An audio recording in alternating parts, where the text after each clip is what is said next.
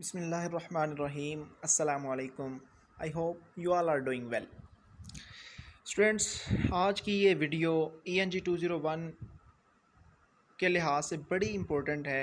ये जो आपका फ़र्स्ट क्विज़ आया हुआ है वो क्विज़ भी इसमें क्लियर होगा। ठीक है, लेक्चर नंबर 1 to 6 मैंने ये आपके लिए क्विज़ तैयार किए हैं।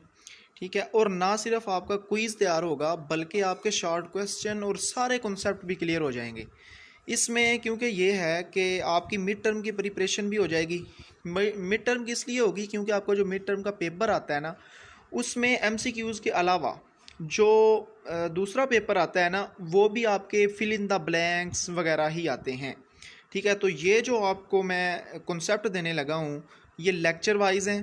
ठीक है, हर लेक्चर में से मैंने 10, 12, 8 जितने भी MCQs निकलते हैं इंपॉर्टेंट, और ये वो MCQs हैं जो बार बार क्विज़ में और इसमें मिड टर्म में आ रहे हैं। ठीक है, इनके अलावा कोई भी नहीं आता। अगर कोई कंसेप्चुअल ना आ जाए वो आएगा, अदरवाइज़ आपके इसी में से इंशाल्लाह शॉर्ट क्वेश्चन भी क्लियर हो जाएंगे। ठीक है, और लॉन्ग क्वेश्चन भी इवन लॉन्ग क्वेश्चन भी आपके क्लियर हो जाएंगे। तो ये बड़ी इंपॉर्टेंट वीडियो है, आपने अपने दोस्तों से भी शेयर करनी है। अगर पसंद आए तो लाइक भी करनी है, मेरे चैनल को सब्सक्राइब कर लें। ये हमारा फर्स्ट पार्ट है, और नेक्स्ट जो है 1-2 पार्ट और होगा मिड टर्म प्रिपरेशन का। ठीक है, इसमें क्विज़ वगैरह भी आपके सॉल्व हो जाएंगे, वो मैं आपको करवा दूंगा। अच्छा, उसके बाद मैंने आपको बताना था कि मैंने ENG 201 के शॉर्ट लेक्चर भी बनाए हुए हैं। अगर आपको ये कॉन्सेप्ट अच्छे लगें तो मेरे लेक्चर भी आप देख सकते हैं, डिस्क्रिप्शन में लिंक दे दूँगा। जी, करते हैं वीडियो स्टार्ट। तो लेक्चर नंबर 1 में से, क्योंकि आपके जो क्विज़ है वो भी लेक्चर नंबर 2 से लेके 6 तक आया है, और लेक्चर नंबर 1 में से जो इंपॉर्टेंट 2 क्विज़ थे वो मैंने इधर लगाए हुए हैं। लेक्चर नंबर 1 में से नंबर 1 जो क्विज़ और आपका शॉर्ट क्वेश्चन भी ये बन सकता है कि टाइप्स ऑफ कम्युनिकेशन कितनी टाइप्स हैं? 5। ठीक है जी, टाइप्स ऑफ कम्युनिकेशन 5 हैं फर्स्ट चैप्टर से। और क्वेश्चन नंबर 2 है people interact with the message to create meaning. ठीक है, ये बड़ा इंपॉर्टेंट क्विज़ है कि क्रिएट मीनिंग के लिए जो है people interact with the message to create meaning. Lecture number 2 आपका जो क्विज़ है यहाँ से बेसिकली स्टार्ट होता है। तो लेक्चर नंबर 2 में वो कहता है फर्स्ट क्वेश्चन जो है, oral presentation can be formal और इनफॉर्मल। जो ओरल प्रेजेंटेशन है वो फॉर्मल भी होती हैं और इनफॉर्मल भी होती हैं। ठीक है, जिन्होंने लेक्चर लिए हुए हैं मेरे उनको तो पता होगा, क्योंकि मैंने ये बड़े अच्छे अंदाज से फॉर्मल क्या होता है, इनफॉर्मल क्या होता है समझाया हुआ सारा कुछ। उसके बाद क्वेश्चन नंबर 2 है टाइप्स ऑफ ओरल प्रेजेंटेशन। जी, तो ओरल प्रेजेंटेशन की 2 टाइप्स हैं। कौन कौन सी? इंफॉर्मेटिव स्पीकिंग और परसुएसिव स्पीकिंग। इंफॉर्मेटिव स्पीकिंग और परसुएसिव स्पीकिंग क्या होती है ये मैंने बड़े डिटेल से अपने लेक्चर्स में समझाया हुआ है, इधर सिर्फ थोड़े थोड़े कॉन्सेप्ट दूंगा। उसके बाद question number 3 types of informative speaking. Informative speaking की टाइप्स 4 हैं। कौन कौन सी आगे ये भी मैंने लिखी हुई हैं। ठीक है, ये देख लें, यही आपके शॉर्ट क्वेश्चन है। ये सिर्फ MCQs नहीं, ये बल्कि आपके शॉर्ट क्वेश्चन भी क्लियर हो रहे हैं। क्वेश्चन नंबर 4 है methods of making oral presentation. Oral presentation को बनाने के 4 तरीके हैं। ठीक है, कौन कौन से हैं? ये बड़ा ही इंपॉर्टेंट क्वेश्चन है। वो है एक्सटेम्पोर, इम्प्रम्प्टू, मेमोराइजेशन, रीडिंग। इसके कॉन्सेप्ट आपको थोड़े थोड़े बता दूं। एक्सटेम्पोर वो होता है जो आपने लिखने से पहले अच्छी तरह प्रिपेयर किया हो। इम्प्रम्प्टू वो होता है जो लिखने से पहले आपने या बयान करने से पहले प्रिपेयर ना किया हो। मेमोराइजेशन का मतलब है ज़ुबानी याद करना। ठीक है, जो आप ज़ुबानी याद करके तो बयान कर देते हैं। उसके बाद नंबर 4 पे रीडिंग है। रीडिंग का मतलब होता है कि जैसे कोई स्पीच कर रहा है, रीडिंग उसने लिखा हुआ है, ऊपर से वो देख के पढ़ रहा है और वो मतलब स्पीच करी जा रहा है। ठीक है, तो इसको कहते हैं रीडिंग। अच्छा जी, उसके बाद क्वेश्चन नंबर 5 है एक्सटेम्पोर क्या होता है? ये भी मैंने बताया। Extempore planned and specific topic related to presentation, यानी कि वो टॉपिक जो हमने अच्छी तरह प्लान किया हो। ठीक है, जो अच्छी तरह हमने उसको पहले से प्रिपेयर किया हो। Impromptu without planned. ठीक है, and tell audience that they are in difference to them, यानी कि हम इसका प्लान पहले नहीं करते। ये एक्सटेम्पोर और इम्प्रम्प्टू में डिफरेंस है। उसके बाद मेमोराइजेशन क्या है? मैंने अभी बताया कि जो हम जुबानी याद करते हैं, यानी कि presented on the basis of memory without any planning. जो हम प्लानिंग भी नहीं करते, जुबानी याद करते हैं। तो और ये एक बात और इसमें यह है कि memorisation is a risky method होता है ये, क्योंकि ये ज़ुबानी जब याद करते हैं भूल भी सकता है बोलते बोलते। उसके बाद क्वेश्चन नंबर 8 है how you say it is possible how sorry how you say it is as important as what you say. अच्छा, ये बड़ा इंपॉर्टेंट है कि आपने कि कैसे कहना है ये इंपॉर्टेंट नहीं, बल्कि क्या कहना है आपने ये ज़्यादा इंपॉर्टेंट है। ठीक है।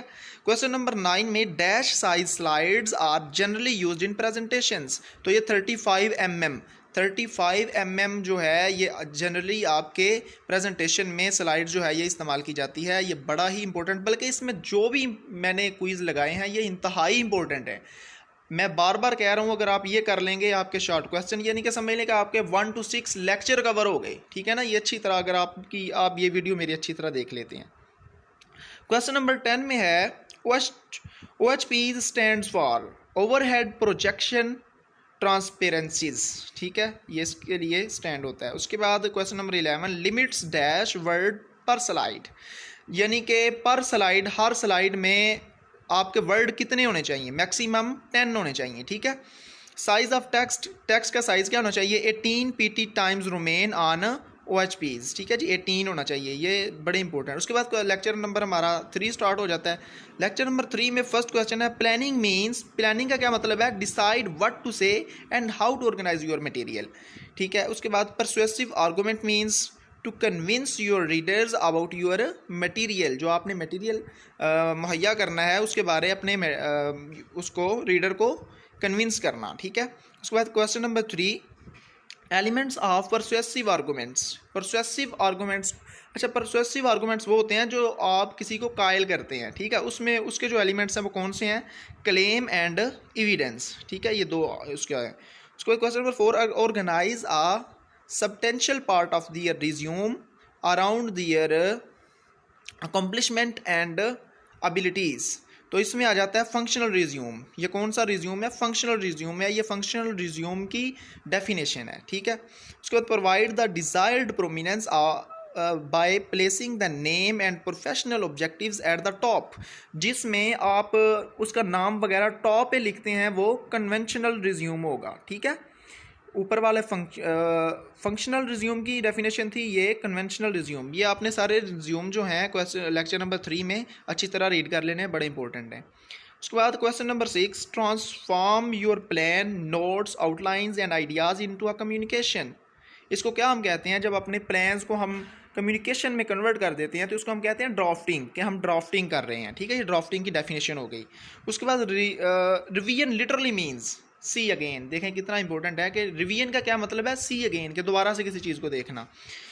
उसके बाद question number 8 writing is a process of discovery. Discovery जो है ये इसका प्रोसेस है। लेक्चर नंबर 4 कहता है target audience is. Target audience क्या है, अ स्पेसिफिक ऑडियंस और demographic group for whom a message is designed. जिसके लिए हम मैसेज को लिखते हैं वो आपकी ऑडियंस कहलाती है। Question number 2 types of experts दो हैं, जनरल एक्सपर्ट्स और स्पेसिफिक एक्सपर्ट्स।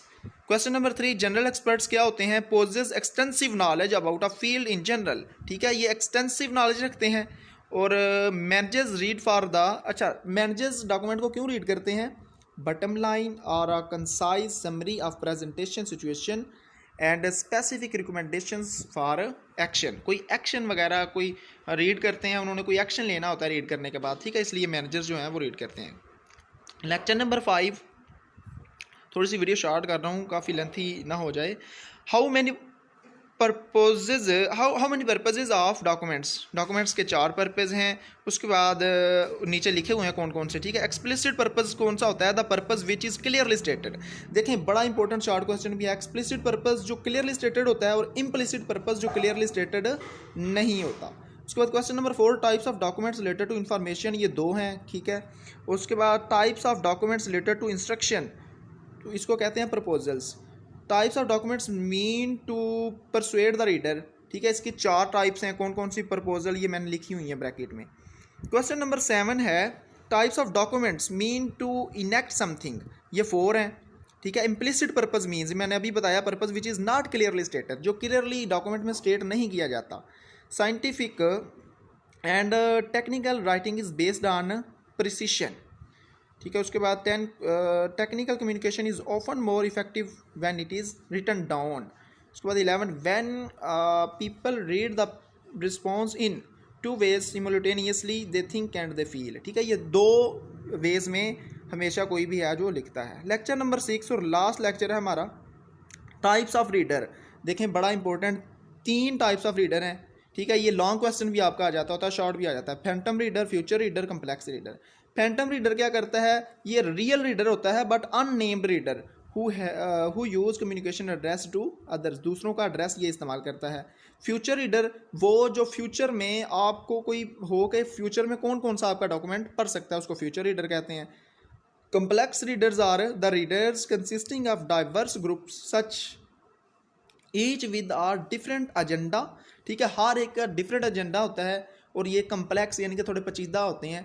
तो ये जी यही थे 6 लेक्चर आपको करवाने थे। 6 लेक्चर्स में ये आप देख लें, ये आप 6 लेक्चर्स कर लेते हैं, आपको हैंडआउट्स रीड करने की भी ज़रूरत नहीं। इंशाल्लाह बड़े ही इंपॉर्टेंट लेक्चर हैं ये, आप अच्छी तरह इसको समझें। ठीक है, कोई अगर और समझने के बाद आप जो आपका क्विज़ है क्विज़ दें, क्विज़ देने के बाद लाजमी मुझे फीडबैक दें कि आपका क्विज़ इसमें से कितने % आया। ठीक है, और आपको कुछ इसकी हेल्प हुई या नहीं। ठीक है, तो इंशाल्लाह मिलते हैं पार्ट 2 में इसके, जब सेकंड क्विज़ आएगा या उससे भी पहले शायद पार्ट 2 बना दूं। तब तक के लिए अपना ख्याल रखिएगा। अल्लाह हाफ़िज़।